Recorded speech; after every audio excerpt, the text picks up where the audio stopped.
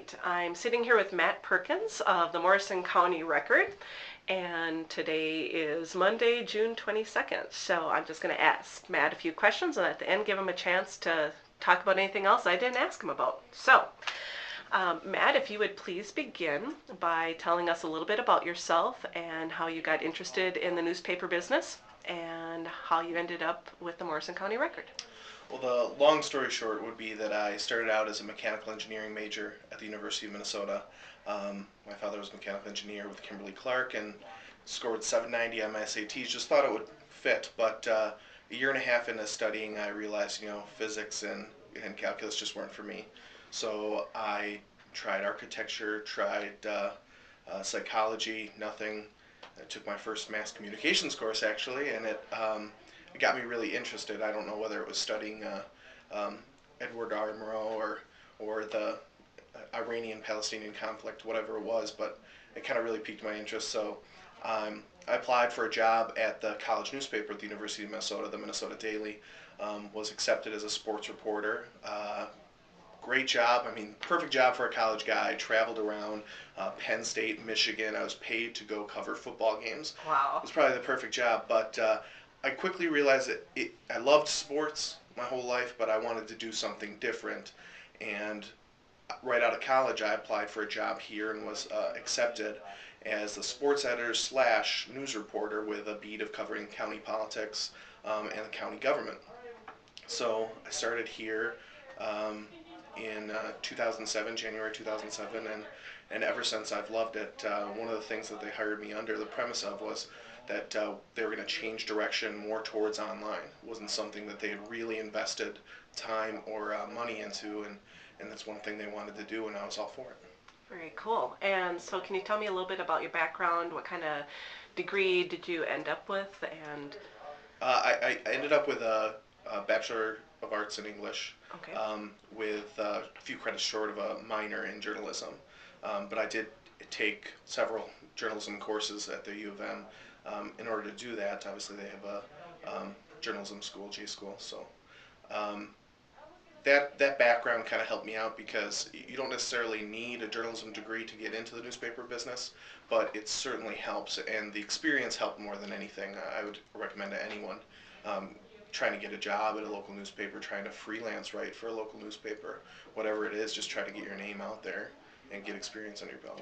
Sure, and the thing with newspapers is that it's usually pretty local, so no matter where a student is living, there's probably a newspaper close by anyway. Yeah. So if they are interested, that is an avenue almost anyone could pursue if Right. they were called that direction. So. Yeah, and the other thing too is, if from a local perspective, if you were going to be um, covering a story, let's say for my sports reporting, if you knew there was a team from rural Minnesota that was coming to the Twin Cities, and maybe they don't have the resources to send a reporter down there to cover it, that'd be the perfect opportunity to call the newspaper up and say, hey, you mind if I cover this event for you? I'll do it for free.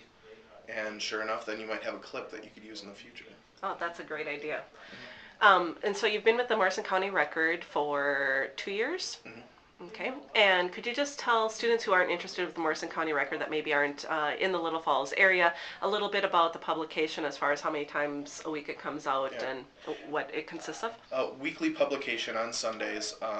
We go to print on Fridays and comes out on Sundays. That poses some problems, but aside from that, it's a 20,000 circulation free weekly newspaper. It means it goes out to every household in Morrison County and some of the surrounding areas as well.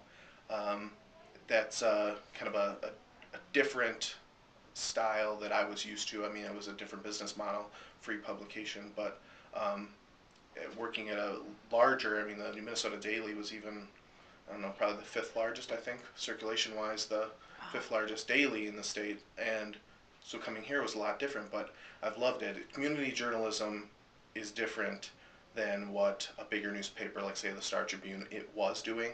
But nowadays you'll even see the Star Tribune is taking more of a local angle and branching off to different branches in the metro. So they have local news, more local news content in the newspaper every day.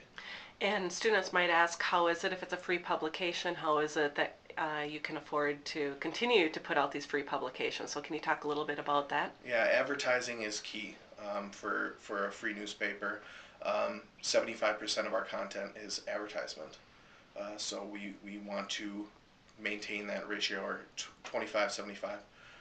Excuse me.